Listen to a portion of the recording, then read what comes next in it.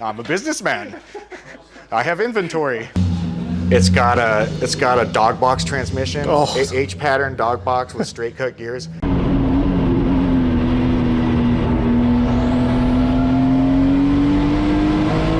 What's going on, guys? I'm here at Grid Partners doing a track cars and coffee.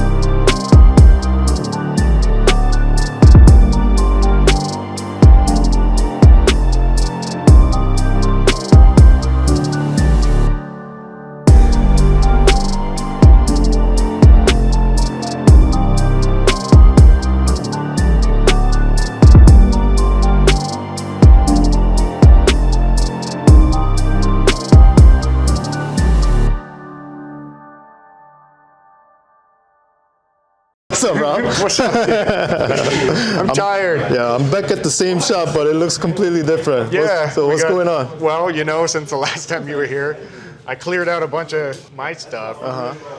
I started the business, I don't know if I even talked about it on the last video, but it's called Grid Partners, and I mean business, it's like I made a store, but basically like I made a spot in LA for people to come and try out stuff for the track, right? Like seats and helmets and harnesses, like, you know, everything that you need if you're gonna build a track car, or if you're gonna go to the track, even racing suits and shoes and gloves and stuff like that. I had the idea, probably had it like the last time that you were here, I just hadn't developed it much, and I'm laughing because, you know, like, I was like, oh yeah, you know, I got the space, I'll just bring in, you know, I'll like open some accounts and bring in some stuff, my friends can come and get helmets, and people like in the local area can come and try out seats and stuff, and essentially like I tried to think of everything that I have been frustrated because I couldn't get it anywhere, you know, in LA. There was no store. Total procrastinator on track prep. You know, here I am on Friday and I broke a wheel stud and I got a track day in the morning and there's nowhere to get replacements anywhere. So I was like, anything I could think of track related brought into the store. Very nice. We've got all that stuff, and I put a bunch of stuff in stock. Looks like you have more seats now. Are you a collector More now? seats. collector. I'm a businessman. I have inventory. All right. Yeah, I mean, yeah, I have a lot more seats. Yeah. I have a hell of a lot more seats. Since I had the idea, I mean, I obviously had a lot of experience with aftermarket parts and stuff, just modding my cars. And you were here before, you know, I've got a lot of cars and I'm not a collector. But since I decided to like do this, I really dug deep into the industry so that I could not only like have a really clear understanding of what I was getting into, but you know, up until that point, I mean, essentially it was like, I'm gonna get a seat, which car am I gonna get, or which sparkle am I gonna get, and that was it, you know. And like once I started researching, I found that there's like a lot of other brands available, brands that I have always heard of in motorsport, like World Rally Championship and F1 and all of that stuff that I thought was only available in Europe, but turns out there are distributors here and channels to buy the stuff in the States. They just don't market them really well, but they're really good quality products. And so that being said, I kind of, you know, went about finding products that I felt would be the best value for people, because that's what I want. You know, I don't necessarily want to buy anything just based on brand. That being said, like I've brought some products into the shop that I hadn't even really dealt with before. The cool thing about this place is that since it's not like, listen, it's not like I'm trying to make money here, right? Like all I need to do is for the business to just break even. So it's chill, man. It's like, you know, just come hang out, talk cars. Just trying to like help people get on the track, dude. Awesome. Like, awesome. Let's go have fun. All right. Rob, this is new. Oh, this wasn't here last time? I don't think so. I mean, it's a hard car to miss.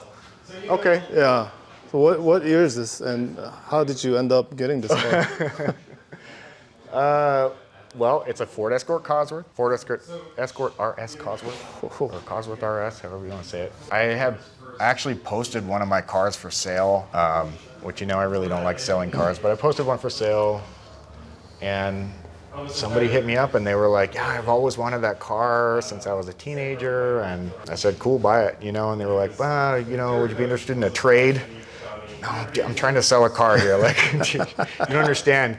My motivation is space, as you know, because you were here last time and it was too freaking full.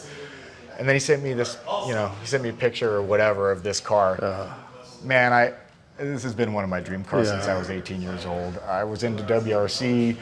I went and did rally school in England. After I graduated high school, I got to drive a Sierra Cosworth on the track when I was 18 years old. I saw and sat in a Ford Escort Cosworth in a car show in England and just dreamed about it ever since. And it's totally out of the blue, man. Like, would you trade for an Escort Cosworth? Are you kidding me? Like, it was like right now, like right now. Oh, yeah. How do you say no to this? Yeah, I mean, I just, you know, total luck, and it's amazing. Yeah. I've had, you know, a lot of really, really cool cars, a lot of cars that I dreamed about, right? And been pretty let down by a lot of those cars because I'm used to, like, you know, a little more modern chassis, a little more modern power. But the Escort is like just met or exceeded like whatever I dreamt that it would be like. And the guy that I got it from had some modifications done, so it's even better. You know, like it's got anti-lag, dude. It's like, come on, man.